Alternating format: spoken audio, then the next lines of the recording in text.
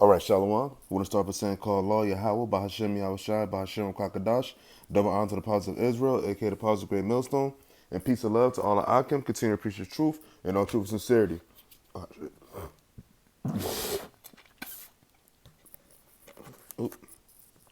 So this is from the Hill news platform, and this is I guess a person that contributes his opinion because it says opinion contributor, but it's a credible source. It's people from government perspectives and people that are up on those type of things.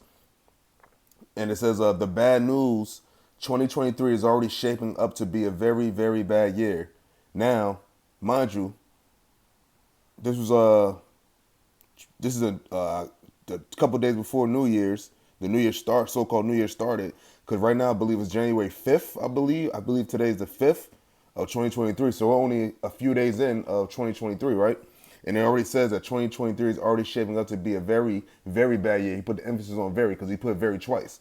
And I'm just gonna read a couple inserts, paragraphs of it. You know what I'm saying? But if you want to read the whole article, it's in the Hill.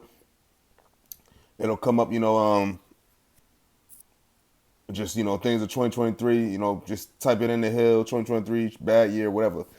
And it says as the new year approaches, it is time to consider how 2023 might unfold. Now, rewind. I just to put a more of a spin on it. 2023 for America is not going to get better. It's not going to get better, period, at all.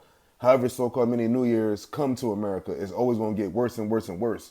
2020 was a clear example of that up until now, which is only 3 years. And 3 years is understanding.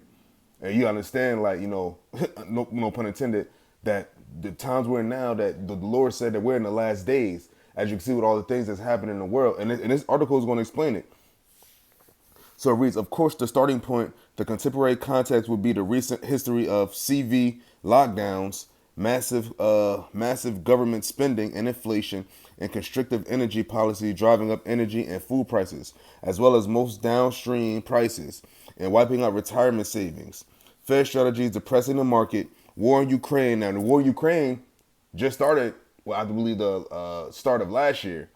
But you got to remember all of the unfolding and the real nitty gritty to the last days of these prophecies to come to pass at Esau's end started in 2020 with this CV-19.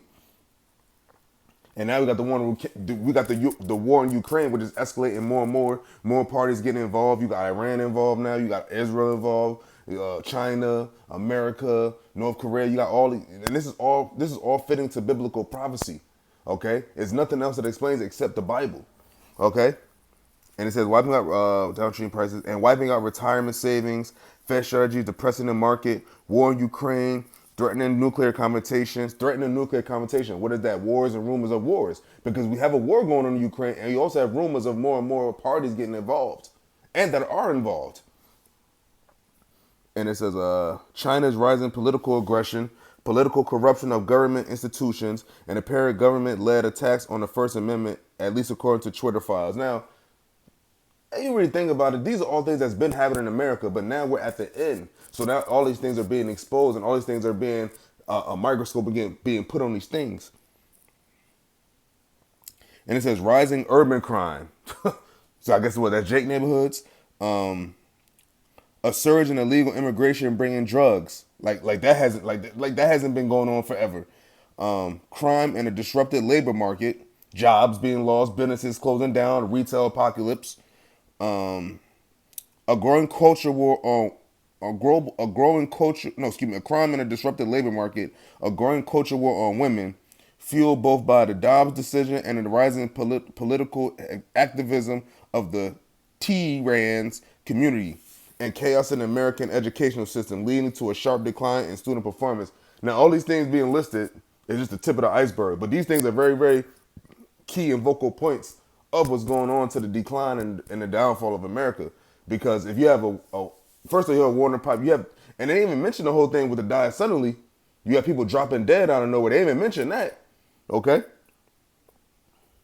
It says few will call 2020, 2021, and 2022 good years for America. Somebody called them disasters. And 2023 may well be worse. So these people know the writing is on the wall.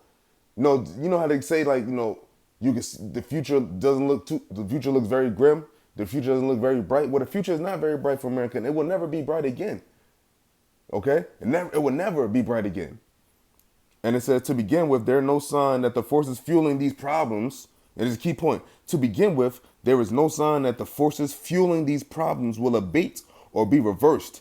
If anything, they may become more intense. Now let's focus on the wars, because the wars is a main thing, because we're talking about this is a future nuclear war, World War III.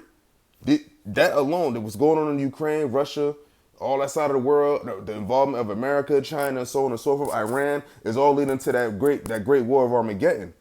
Okay, leading to that great war. You know, the gathering of the Gentiles, for war, prepare war. You know, Joel, the 3rd chapter. These are all the things that's been prophesied and been spoken about many and many times before now. Okay, now we're at the point where all this is playing out to what the prophets of old and the prophets of now have prophesied. Okay, it's just the prophecies unfolding now, because the warning has already been set. Now the Lord is going to slowly start bringing the famine of the word, and then letting these prophecies just unfold and come out and come to pass, and then we're gonna be the fuck out of here. Okay. It says, rightly or wrongly, the White House and the Democrat-led Senate, as well as most progressive interest groups, read the midterm elections as support for current policy directions.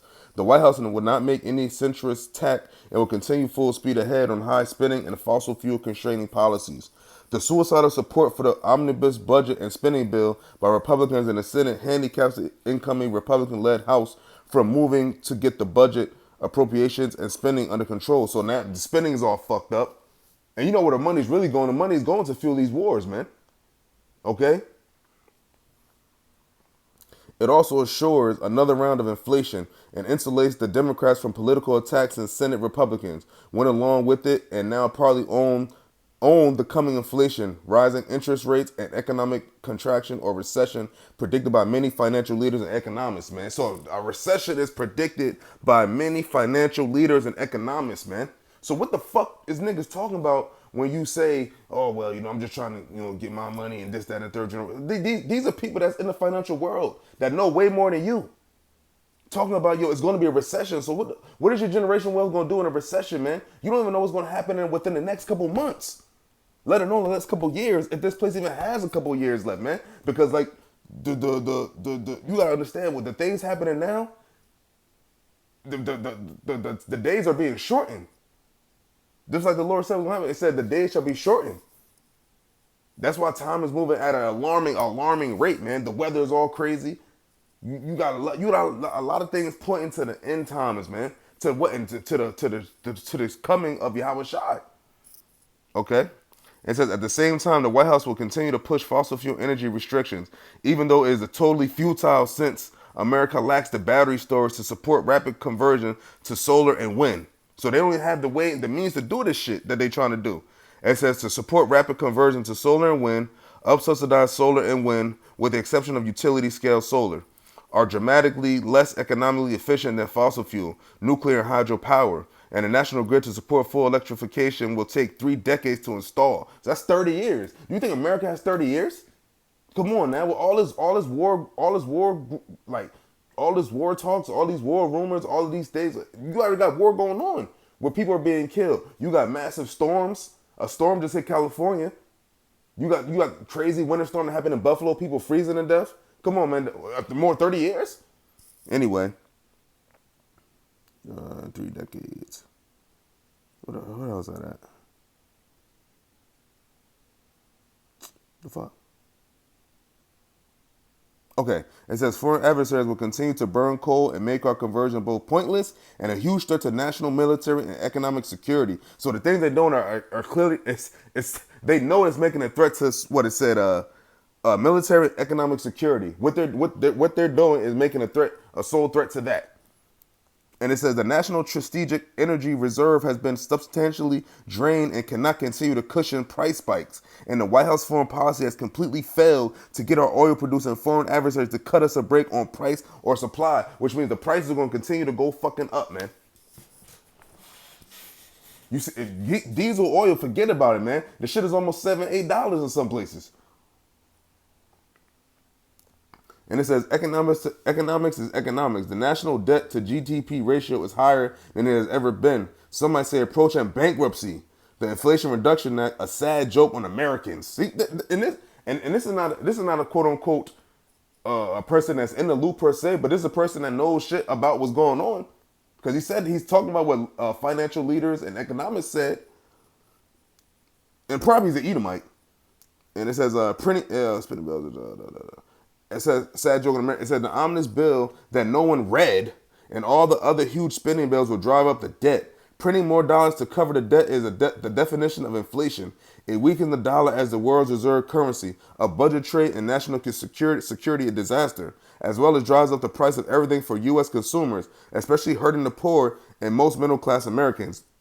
Those non-working or part-time working Americans cushioned by COVID relief will see it run dry. The rising debt levels of Americans will get a crushing blow as interest rates continue to surge. Retirement accounts and home values will decline. The likelihood of rising taxes will be the final blow to American households. So everything that's fucked up with America is going to just get worse, basically. And there you have it. America's destroyed. It's not completely destroyed yet, but as you can see, it's getting there. You know, like where do you go from here? This is where we're at right now. This is where we're at right now. This is the outlook on what's to come. Okay, and this is some regular flunky. You got motherfuckers. They're not telling us what's really going on. Even what this dude just said. This sounds fucked up. But hey, you know, I'm not gonna read this whole article, but you know, there you have it in a nutshell, man. Shit is fucked up. Interest rates gonna hike. They're gonna print more dollars. The dollar's gonna lose its power to be the world currency. You know, U.S. consumer, the poor, so-called middle class, they're gonna be the ones that get jacked up the most, as always. You know, and these motherfuckers are gonna be in the Senate just talking a bunch of bullshit on camera and then doing a bunch of bullshit off camera, and that's where, and it's gonna all lead to the downfall of America, man. And I just wanted to bring out this article. I don't have no scriptures laid out. You know, it's pretty cut and dry what's going on, man. Okay, so, you know, with that, you know, hopefully it's edifying. And we'll give our praise to Yahweh Bashim Yahweh Shalom.